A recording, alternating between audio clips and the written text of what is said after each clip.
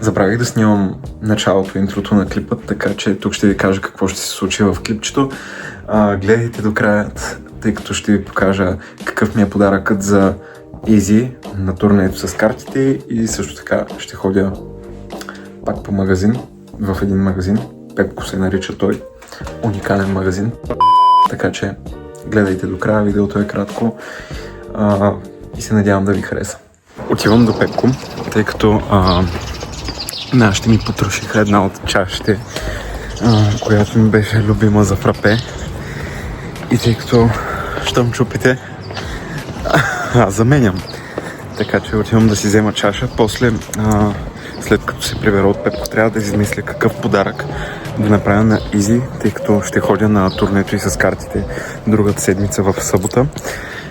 Оттам също най-вероятно ще има влог. Ще видим.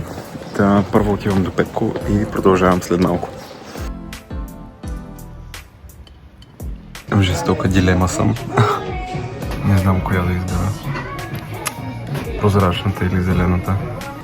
Харесах си едно ше, което ще си взема. И има много яки неща, много обичам Пепко. Трябва да видим между другото за някакво отдяло, което става за пикник. Ако реша да си взема, ще е много са яки. Пик се какво взимам. Тия трите работи. Значи взех зелената чаша и много обичам, винаги съм искал да мога като изляза на терасата и да си сложа всичките работи на такъв поднос. И много ме кефи и също една бутилка за вода, тъй като защо да не. Плановете малко се промениха. Преди да се прибера вкъщи, ще ходя с едни приятелки на кафе.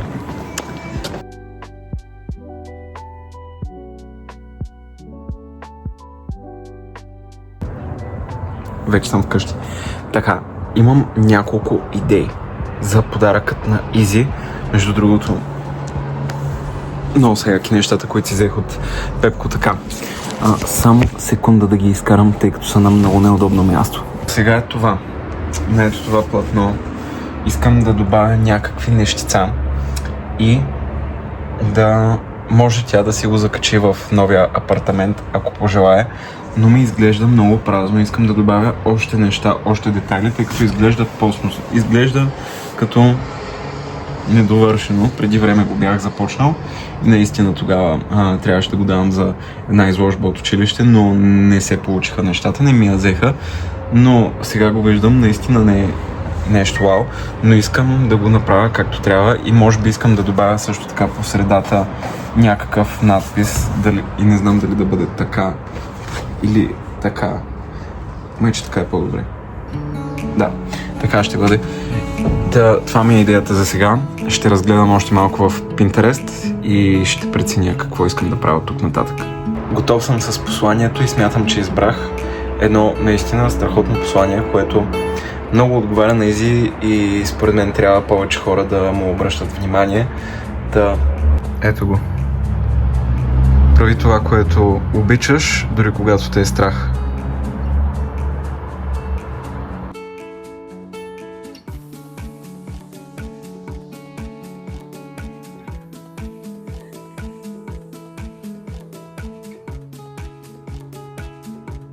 Да й правя нищо повече на картината, единствено също към подаръка ще добавя картичка, която също ще нарисувам и с послание лично от мен към нея и нещо, ако реша да ви разкажа, нали? Това си е вече лично мое, единствено ще ви покажа как изглежда картичката външно, ако я направя днес изобщо, ако не ще я сложа, може би на шорт, ще я кача и в TikTok. Това е, и като говоря за Изабел, тази сутрин прочетох причината. Книгата е страхотна, уникална. Финалът беше просто не знам какво да кажа за финала. Поревах си много. Ето тук може би сега ще сложа и кадри от това как чета и рева.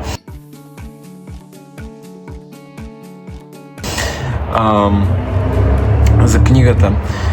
Книгата разказва за едно момче и неговото приятелство с едно страхотно момиче, което през цялото време го учи на какви ли не уроци и показва, че каквото и да ни се случва, всичко се случва с причина и че всичко се случва за добро в книгата. Историята е страхотна, развива се през почти половината живот на това момче, докато то не стане, нали, на възраст, не много възрастно, но на по-така зрели години, още от детската градина до горе-долу 30 годишна възраст. Книгата е страхотна, препоръчваме на всеки, който иска да я прочете и му е интересно творчеството на Изабел. Всички книги, които съм чел до момента, са и уникални.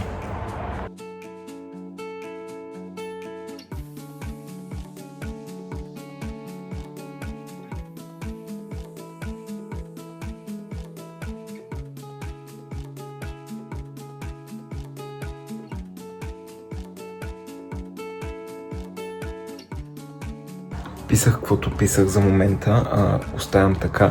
Ако после ми дойде музата и реша, че искам пак да си дописвам плана, ще го направя. В момента искам да си отворя и да си направя картичката за Изи. Тя няма да бъде картичка, реших, че искам да го направя като писмо и да го обгоря по краищата. За сега е това. И сега почвам да си правя примерните писма, за да мога после да си го напиша на чисто и да знам, че е перфектно. Момент, светлина. Искам светлина. Готов съм с писмото. Тук ми е вариантът, почти готовия вариант, който само трябва да редактирам. И може би утре ще го прехвърля вече на чисто както трябва да бъде. Това ще бъде от днешния клип. Нямам какво друго да добавя към видеото, така че тук ще приключа. И ако клипът ви е харесал и ви е интересно да видите още такива клипчета, моля последвайте ме и харесайте клипът.